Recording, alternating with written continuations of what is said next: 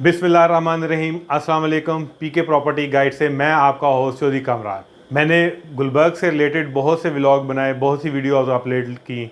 उनमें मेरी हमेशा यही कोशिश रही है कि लोगों को परेशान ना करूं, लोगों को कुछ करज दूं, कुछ उन्हें हिम्मत दूं।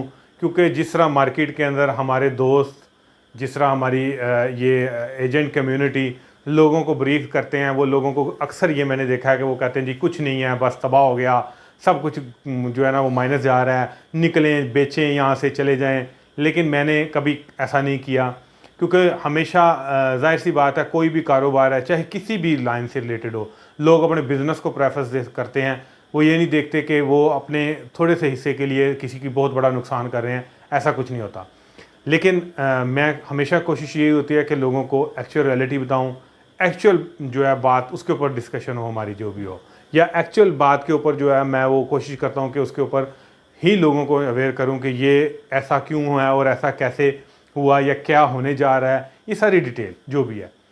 इस वीडियो के अंदर मैं आज शेयर करता हूं कि जो गुलबर्ग में इस वक्त इतना प्राइसेस में डाउनफॉल आया हुआ है, या अनसर्टेनिटी की जो सिचुएशन है, इसकी बेसिक रीज़न क्या है, कौन कौन से जो हैं बेसिक जो है वो आप अनासर कह सकते हैं, या बेसिक पॉइंट जो हैं जिनकी वजह से गुलबर्ग इस वक्त डाउन जा रहा है। वीडियो की डिटेल में इंशाल्लाह मैं ये सारी चीज़ों पर डिस्कस करूँगा कि ये जो जो अनासर हैं तो इनकी वजह से क्या क्या इम्पेक्ट पड़ा, और फ्यूचर में ये क्या इनका जो है ना वो पॉजिटिव हो सकता है और क्या नेगेटिविटी आ सकती है। वीडियो की डिटेल में जाने से पहले अगर आपने मेरे चैनल पर पहली दफ़ा आए हैं तो सब्सक्राइब कर दें, बेल के आइकन को प्रेस कर दें, और अगर आप ऑलरेडी सब्सक्राइब किया हुआ आपने तो मेरे चैनल को लाइक एंड शेयर कर दिया करें। ये आप लोगों का मेरे लिए बहुत बड़ा फीडबैक होता है। वीडियो की डिटेल में चलते हैं जी। गुलबर्ग में इस वक्त चाहे वो फार्म हाउसेज हैं, रेजिडेंशिया है, फाइल्स हैं, कुछ भी है, अच्छा खासा प्राइसेस जो है ना वो डिस्टर्ब हुई हुई हैं। जो आज से 6-7 माह पहले प्राइसेस थी, उससे अगर हम प्लॉट्स के मद में देखें तो 10-12 लाख 15 लाख रुपया डाउन हुआ है। जो प्राइसेस 6 माह 7 माह पहले थी उनमें से अच्छा खासा गैप आया।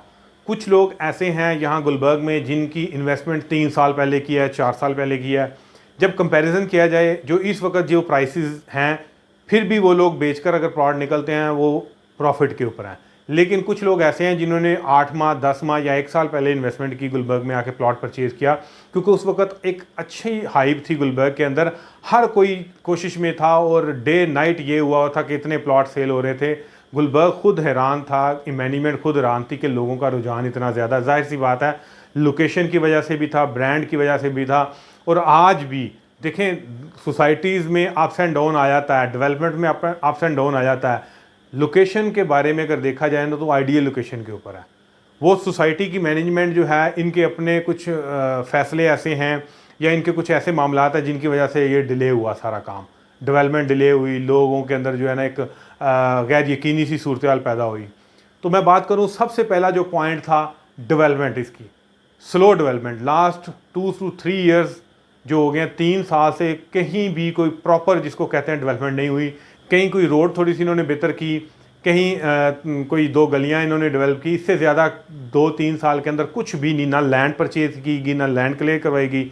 लेकिन क्या था कि अभी इन्होंने आकर अल्फ़ा ब्लॉक में और पी में मशीनें लगाईं। जैसे ही मशीनें लगीं वो रूटीन में हाइप क्रिएट हुई, हफ्ता 10 दिन महीना हाइप रही, उसके बाद दोबारा फिर नीचे आ गया। जाहिर सी बात है, बेसिक जो होता है वो आपने बायर्स को एतमाद में लेना होता है। बायर्स एतमाद में तभी आता है, बायर का ट्रस्ट तभी विन होता है जब सोसाइटी कुछ कर रही हो, जब सोसाइटी कोई डेवलपमेंट दे रही हो। तो सबसे जो मेजर पॉइंट है प्राइसेस कम होने का, वो बेसिक यही था कि डेवलपमेंट भी नहीं हुई, लैंड भी क्लियर नहीं हुई। लोग 8-8 10-10 साल से प्लॉट लेके बैठे हुए हैं, और वो लोग सेल कर लेके नहीं बैठे हुए, वो लोग रियल टाइम बायर हैं, वो घर बनाने का वेट कर रहे हैं कि गुलबर्ग डेवलप हो, वो यहाँ घर बनाएं, यहाँ रहें। लोगों की ये विश है, लेकिन गुलबर्ग ने लैंड ही क्लियर नहीं करवाई। अब जब वो 8-10 साल का गैप पड़ गया, वहाँ लोगों को फाइलें बेची हुई हैं, जिस प्राइसेस के ऊपर फाइलें बेची थी, जाहिर सी बात है इन्होंने कोई डेवलपमेंट चार्जेस की मद में तो पैसे और लेने नहीं है, ना ऐसी कोई पॉलिसी है। तो जब ये फाइलें सेल हुई थी उस वक्त लैंड परचेज़ कर लेनी चाहिए थी, क्योंकि उस वक्त इन्होंने जो फिजिबिलिटी बनाई होगी, जो इनके आर्किटेक्ट होंगे या जिन्होंने जो भी फिजिबिलिटी क्रिएटर होंगे, उन्होंने फिजिबिलिटी इस लेवल से बनाई होगी, क्योंकि जब किसी सोसाइटी की फिजिबिलिटी बनती है, लैंड प्राइस को देखकर, लैंड को, उसकी वेस्टेज को देखकर उसकी प्राइसेस मेंटेन की जाती हैं। उस वक्त 11, 12, 13 के अंदर या 2010 में इन्होंने जो सोसाइटी अनाउंस की तो उनकी उस वक्त की फिजिबिलिटी जो थी वो इस वक्त फ्लॉप होगी, क्योंकि प्लाट उस वक्त इन्होंने सेल कर दिए मार्केट में, वो रीसेल में देन रीसेल, अब वो 10-10 दफ़ा प्लाट ट्रांसफ़र हो चुके हुए हैं। सोसाइटी को तो जस्ट ट्रांसफ़र फीस जा रही है, इसके अलावा सोसाइटी को उस सेलिंग प्राइस के अलावा कुछ नहीं मिला। और उन्होंने चाहिए था कि उस वक्त लैंड परचेज करते, लैंड क्लियर होती तो अब डेवलपमेंट साथ साथ देते रहते, तो आज ये दिन ना देखना पड़ता। सबसे बेसिक पॉइंट ये था कि लैंड ना क्लियर होना और नॉन डेवलपमेंट होने की वजह से। सेकंड जो इसके ऊपर आया इम्पैक्ट कि इन्होंने 1 साल पहले एफ एग्जेक्टिव ई एग्जेक्टिव ब्लॉक लॉन्च किए। एफ एग्जेक्टिव और ई एग्जेक्टिव ब्लॉक की मद के अंदर मार्केट का एटलीस्ट 10 से 12 अरब रुपया चला गया। इन अ सेंस चला गया, कहीं ज़ाया नहीं गया। लोगों ने उधर इन्वेस्टमेंट की, उनकी प्राइसेस नीचे आ गई क्योंकि वो अप्रूव नहीं था। सबसे बड़ी हमाकत इनकी ये थी कि इन्होंने बगैर अप्रूवल के 2 ब्लॉक लॉन्च किए। इन्हें सबसे पहले एलओपी लेना चाहिए था वहाँ अप्रूवल के लिए, देन ये ब्लॉक लॉन्च करने चाहिए थे, लेकिन इन्होंने ऐसा नहीं किया। इन्होंने विदाउट अप्रूवल ब्लॉक लॉन्च किए, उनकी प्राइसेस नीचे आ गई, मार्केट ने रिजेक्ट कर दिया, बायर्स ने रिजेक्ट कर दिया, इन्वेस्टर ने पैसा पहले लगाया वहाँ पर, इन्वेस्टर वहीं स्टक हो गया। हमेशा इन्वेस्टर पैसा लगाते हैं, लेकिन अगर बायर रिजेक्ट कर दे तो इन्वेस्टर कुछ नहीं कर सकते, इन्वेस्टर वहीं फंस जाते हैं। 10 से 12 अरब रुपया एफ एग्जेक्टिव में चला गया।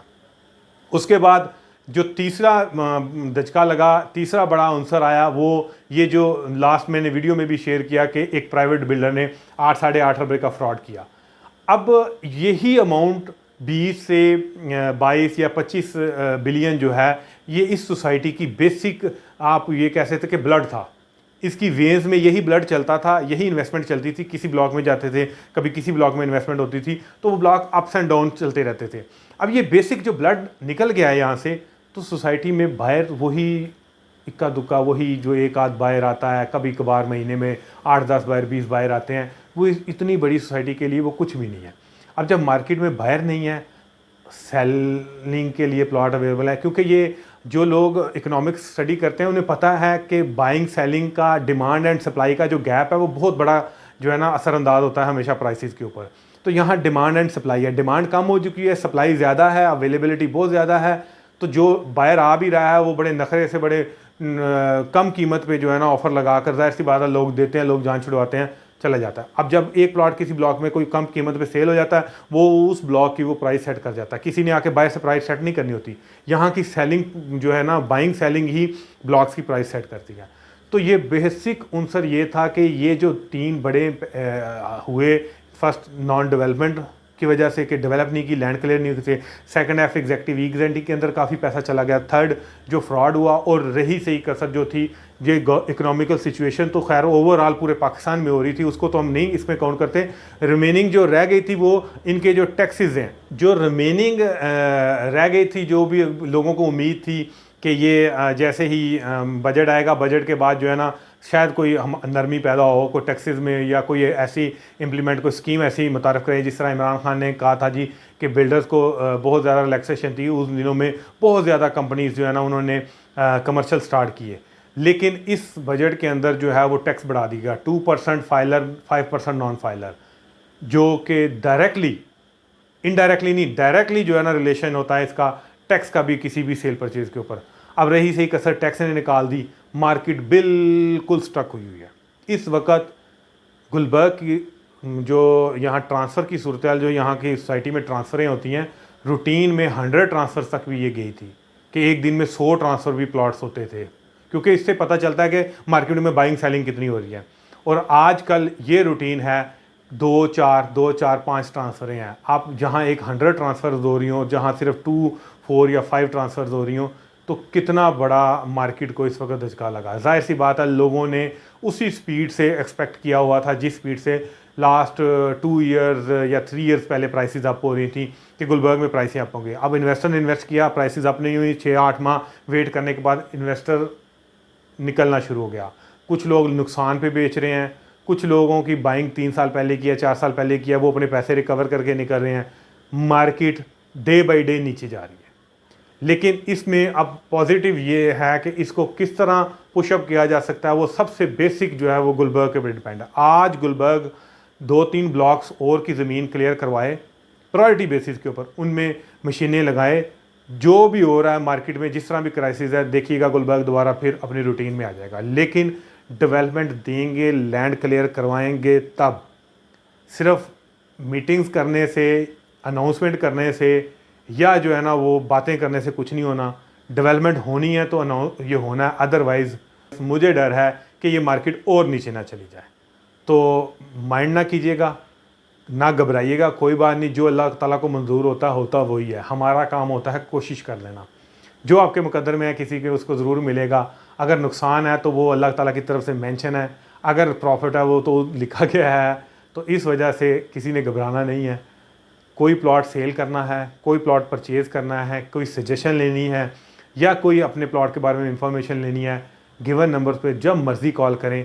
कोशिश किया करें वॉइस मैसेज सेंड किया करें। मैं इंशाल्लाह वॉइस में पूरी डिटेल ईमानदारी से शेयर करता हूँ। मुझे इस तरह का कोई लालच नहीं है कि मैं आपको कहूँ कि बेचें जी निकले, या मैं आपको कहूँ जी कि ख़रीदें जी ये हो जाएगा। देखिए, मैं आपको एनालिसिस करके बताऊँगा, मर्ज़ी आपकी होगी। बहुत शुक्रिया। मुझे किसी नेक्स्ट वीडियो के लिए इजाज़त दें। आपका और कामरान।